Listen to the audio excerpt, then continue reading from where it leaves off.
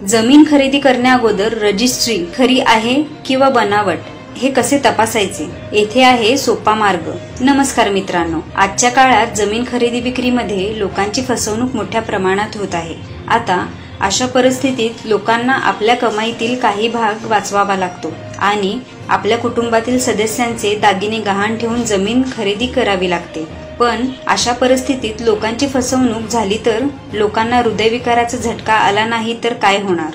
म्हणूनच जर तुम्ही कोणतीही जमीन किंवा प्लॉट खरेदी करण्याचा विचार करत असाल तर आज आम्ही तुम्हाला खरी आणि बनावट रजिस्ट्रीमध्ये फरक कसा करता येईल आणि त्या जमिनीचा खरा मालक कोण आहे हे कसे तपासायचे ते सांगू। नोंदणी करण्यापूर्वी या गोष्टी लक्षात ठेवा।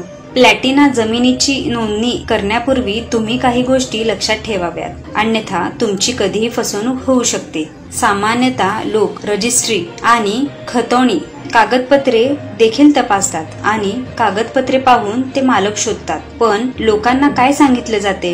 लोकांचा यावर विश्वास आहे आणि त्यामुळेच तो जमीन व्यापारी एका व्यक्तीकडून दुसऱ्याला आणि नंतर तिसऱ्या व्यक्तीला विकतो आणि सर्व पैसे घेऊन गायब होतो।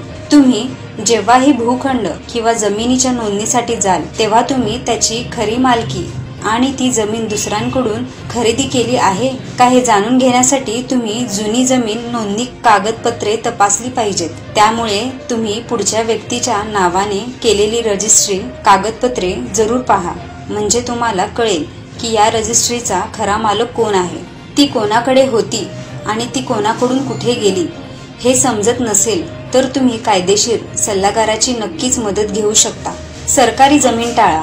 अनेक वेळा व्यापारी तुम्हाला चाक देऊन सरकारी जमीन खरेदी करण्यास प्रोत्साहित करतात। जर तुम्हाला वाटत असेल की ही जमीन सरकारी आहे तर तुम्ही एकत्रीकरण रेकॉर्ड 41 आणि 45 वर जाऊन ते तपासू शकता, जिथे तुम्हाला माहिती मिळेल की ही जमीन सरकारी आहे की सामान्य व्यक्तीची आहे।